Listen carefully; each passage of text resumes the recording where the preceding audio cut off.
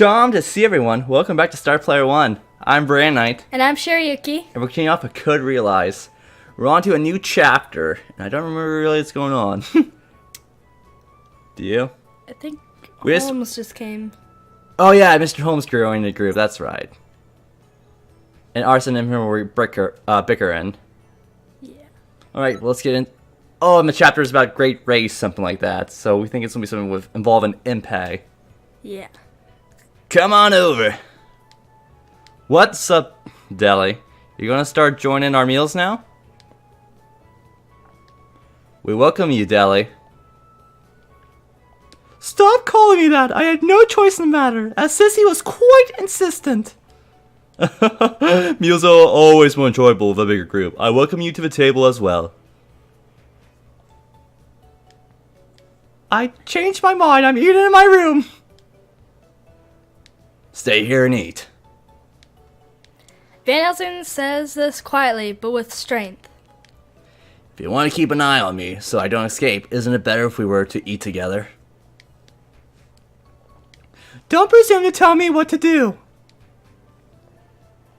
Come on, guys. Chill out. Here, sit right there. I cooked all the meals so they taste great when we all eat together as a group.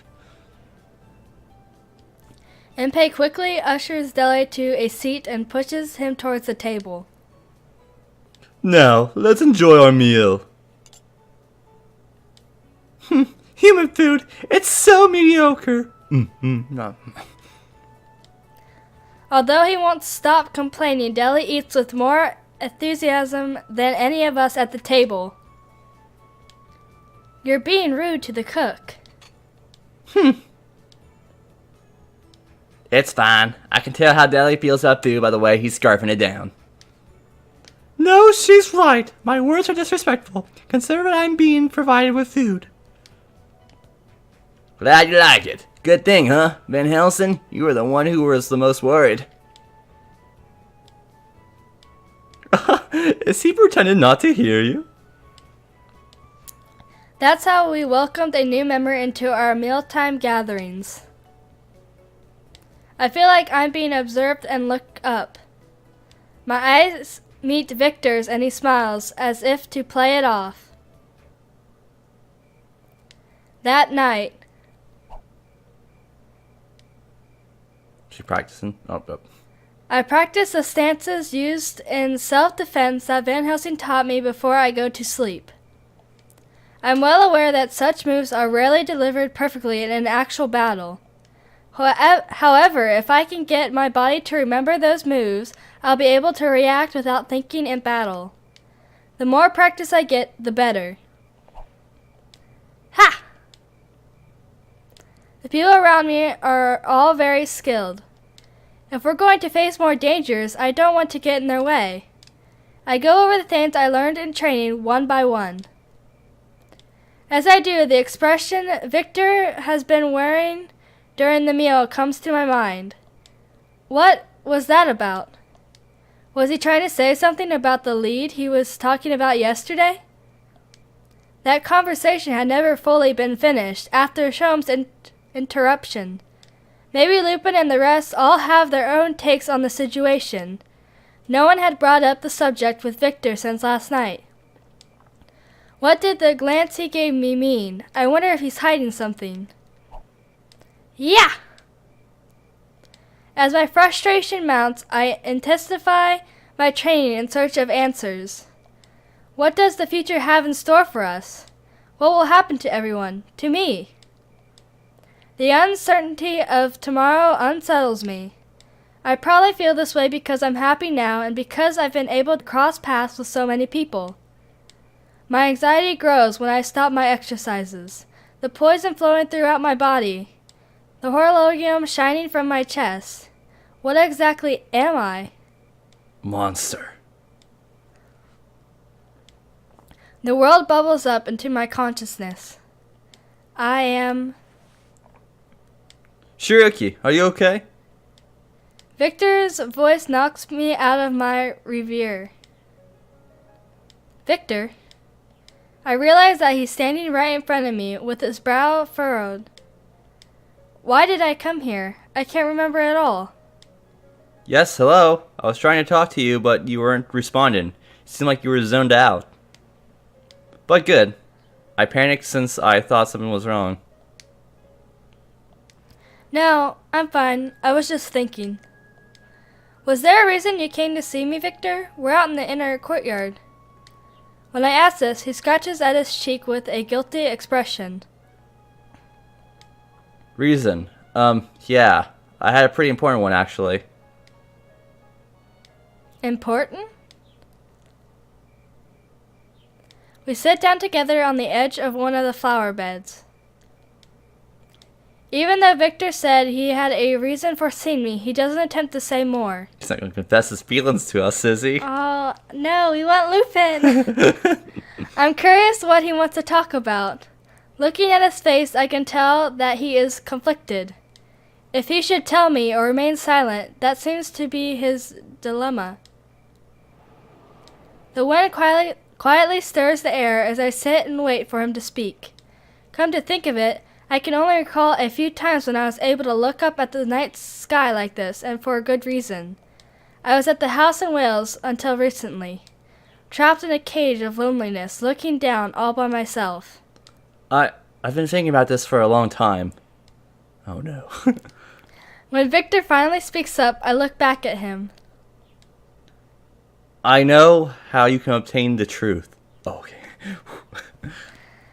The truth? What I'm about to tell you pertains to the lead I was speaking of yesterday.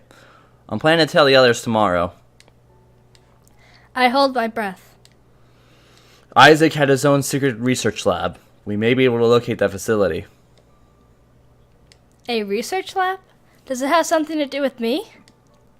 Yes, it must be. To your horologium.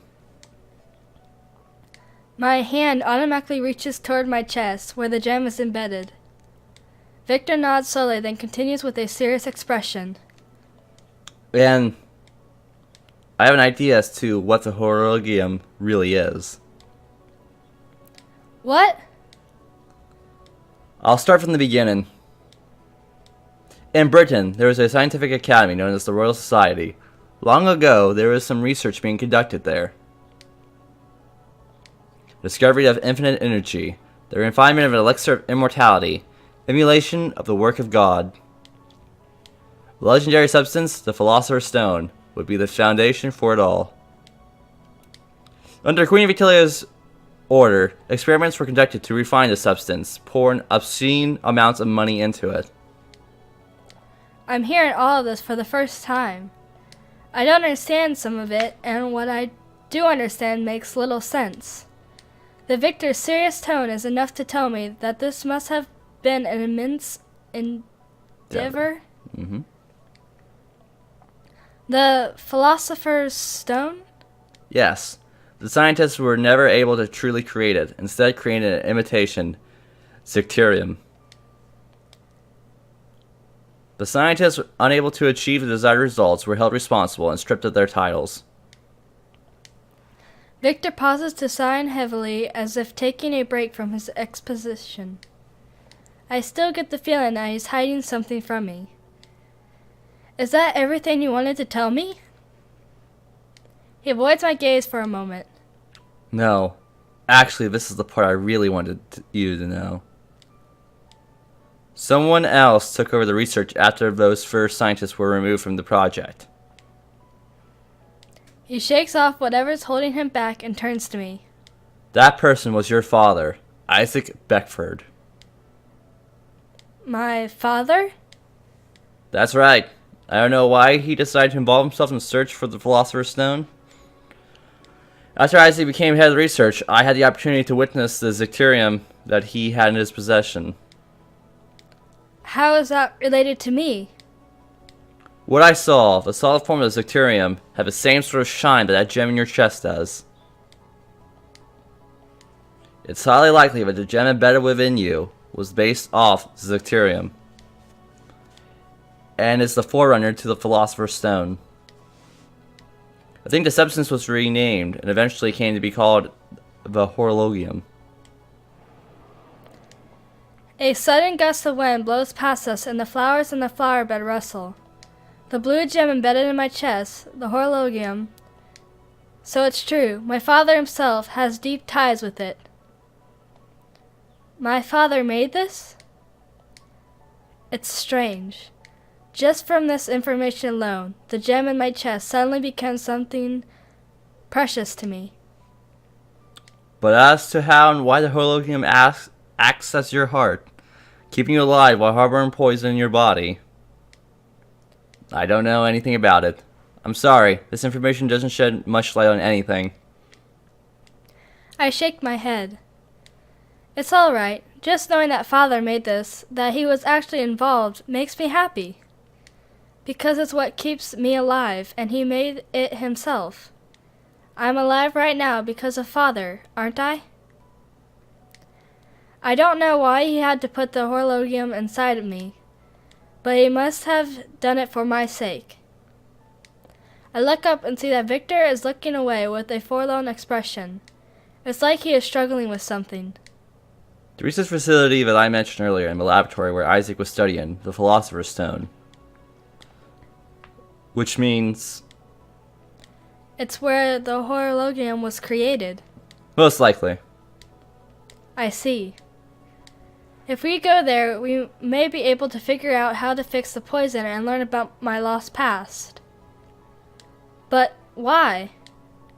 Why are you telling me all this now? You could have said something much sooner. That's because, it took me some time to confirm the link between Zecturium and the Philosopher's Stone. I know I should really have explained this to you all before now. I see. I gently fold my hands over the horologium. I can feel it, even though my clothing, the carefully made gem shining inside of me. Though it normally seems lifeless, right now it almost feels warm. Shirayuki. The truth will always be out there, and will never change, no matter what happens. If that's what you desire. Victor? Victor turns to look at me, but he seems to be staring into an entirely different place.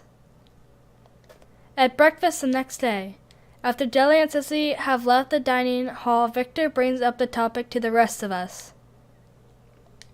There's something I want to tell you all. With this, he repeats what he told me the last night. About the horologium, my father, and his research. Just as I had been last night, some seem confused by the terms they are hearing for the first time. Nevertheless, it's good news. After he finishes his explanation, he takes a breath. That's everything I know. I apologize for not telling you until I was certain about the information. So that means we pretty much figured out where our target's home base is, right? Isn't that a big deal? I don't think it's that simple. Why not? That definitely is a promising lead, but... Victor mentioned last night that he had led a lead to a promising lead, which means that there's something else we'd need to know. Enpei looks up at the heavens. Well, right, you're right. A lead to a lead seems so tedious. I wish we could just take care of it all at once. The Count is right. Victor just said what his promising lead is. He still hasn't told us what the lead to that lead was, and what we'll need to do to get the actual information. No use whimpering. It's 100 times better than having nothing to work with. I agree. Yes, we need to keep moving forward, one step at a time. So, Victor, what are the lead? What steps should we take? Victor nods firmly before replying. I want to obtain something that will lead us to the whereabouts of Isaac's laboratory.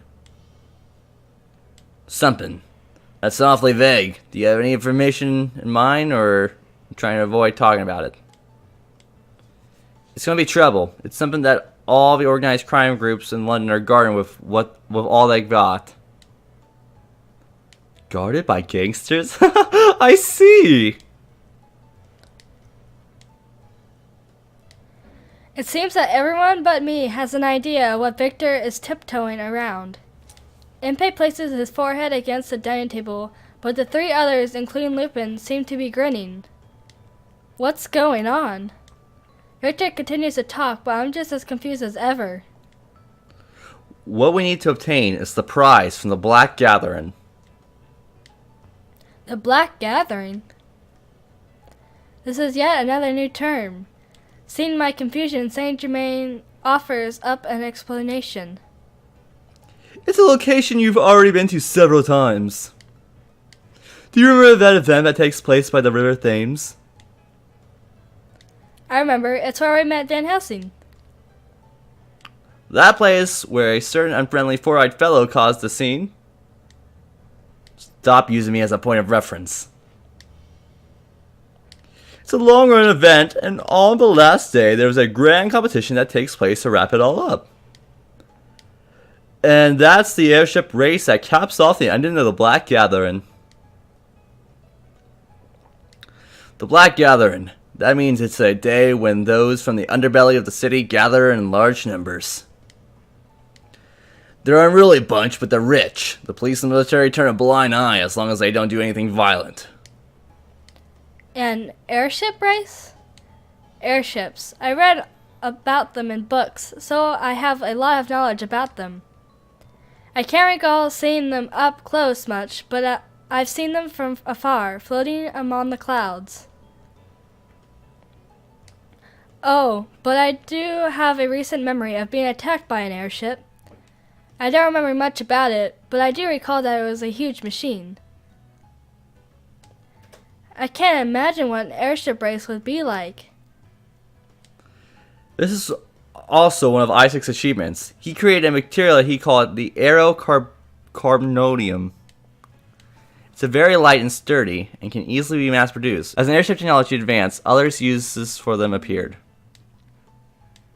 Father sure did a lot. Yes, his work has changed the history of mankind. He's worthy of the title of the modern-day Prometheus. Prometheus? The Titan said to have given the secret of fire to humanity? It's strange, knowing that my father is being compared to a great figure from mythology. Back to what we were talking about. What do you mean that the prize from the airship race is a lead? Well, the prize for this competition is said to be a posthumous collection of Isaac Bedford's work. A posthumous collection? A posthumous collection from a man whose death has yet to be confirmed. There's really getting ahead of themselves, aren't they? The prize is worth more if Isaac is believed to be dead. That's all. Posthumous collection. So basically it's a bunch of papers and stuff, right? How much value could that possibly have? I'm sure there are countless collectors who would want to obtain them at any cost, since they're from the legendary Isaac Beckford. But how did such a thing end up as a prize for a race? No matter the content, I would assume his writing is classified information. I don't see how it came to be in their hands. From what I've heard, the writings were originally under the guard of the Royal Society. Gree got the best of one of the society members and he stole the documents to some millionaire. I see. Then they made their way through the underground society and ultimately arrived at the Black Gathering. Victor slowly nods at the Count's logic. Documents written in Father's hand? You're right. There must be something in there about the horologium. It seems my anticipation I can't say it, was growing despite myself, and I noticed my hands have clenched into fists. That's easy then. I'll go and steal it. I would advise against that. Why? I can easily get past some criminal line of flimsy security. I'm not down your abilities, it's just... Since that attack by Delacroix, the criminals' world has set aside their pride and started asking for help. So what? The prize will be guarded by none other than Herlock Sholmes. Alright, let's do the race and get this lead fair and square, shall we? You're so quick to adapt. You really don't like Sholmes, do you, Lupin? He's more like a nemesis at this point. Are you already waving the white flag? You usually talk a bigger game. What? White flag? I'm tired of his persistence. Just to be clear, I am not running from him. Fun bonus, Sholmes is not only involved in security, but he will investigate if the item gets stolen. You hear that exactly as I suspected. This is a strategic retreat. Understand? Retreat is another name for running, but that's how you like to word it. Let's leave it at that. Besides, entering the race is fine and well, but what are we going to do about an actual airship? We can't even join the race if we don't have the basic equipment. Why don't we have Empei make one? I'm happy you're depending on me for this, but if you want me to make something from scratch, time and money. Then, should we buy one? You said the amount of money Lupin brought back was enough to buy an airship. I'm not sure. We could probably buy an average airship with that. But trying to win a race with something like that would be difficult, even for Empei, the great engineer. There's a wide range of airship designs. Faster ones can easily go over 100 kilometers an hour. 100 kilometers an hour? That's such a big number. I can't even imagine how fast it actually is. Besides, this isn't your average race. If we join with some shabby airship, we'll be shot down. And that's it for us. Shot down? Miss Shirayuki, you can't forget that the sponsors of this race are members of the criminal underworld. In this race, competitors are allowed to attack one another.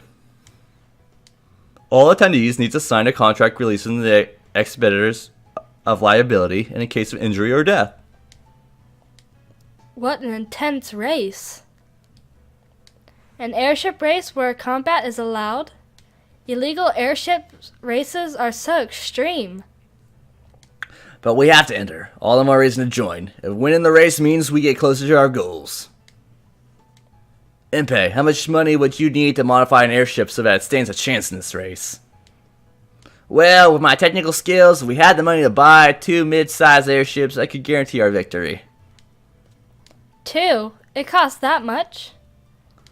Things get more expensive if you want them to be better than average. Ask anyone. And you'll be charged 5 airships worth. I'll do something about procuring a basic airship. Empei, start thinking about your remodeling plans. Do something? Do you have something in mind? Yep. I'll be taking off then. Have fun house sitting. Have fun house sitting. Lupin confidently marches out of the dining room. I wonder what Lupin's going to do. Knowing him, it's probably nothing decent. I totally agree. Like Van Helsing said, he's going to do something out of the ordinary for sure. I hope he doesn't bring back more trouble with him. But he's not the type to exaggerate without reason. We'll just have to sit tight and wait. Lupin has no way of knowing what everyone is saying about him. But the next morning, he returns to the mansion with an amazing souvenir. The next day, I was sitting in a daze, still drowsy after waking up. It seems a little too early to get up, but I should get out of bed. I sat up and deciding that I might as well use this time constructively now that I'm up. While I'm stretching, a vibration shakes through the entire room. Is it coming from outside? He's stealing an airship, I wonder. I wonder. I get out of the bed and run over to the window. There. That's right. An airship? Hoy! Are you up? Airship delivery! Lupin's voice echoes loudly from the ship that must be a loudspeaker, like Leonhardt had been using the other day. Lupin waves and smiles, but all I can do is wave absent-mindedly, too dumbfounded by the scene before me.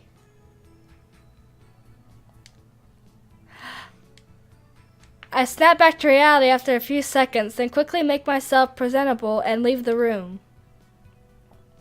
Once I'm outside, I find everyone else from the mansion, including Deli and Sissy, has gathered around.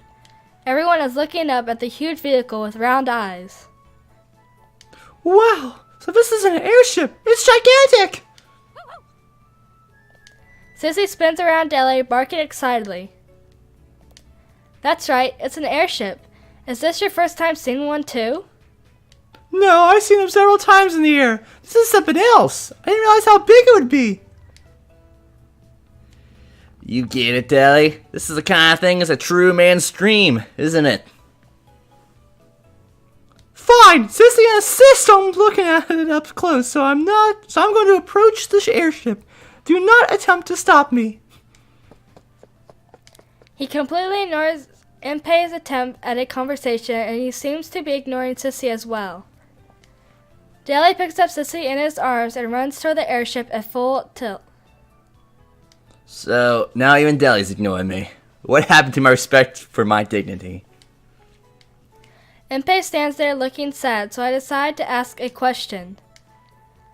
Lupin said he's delivering it. What's that supposed to mean?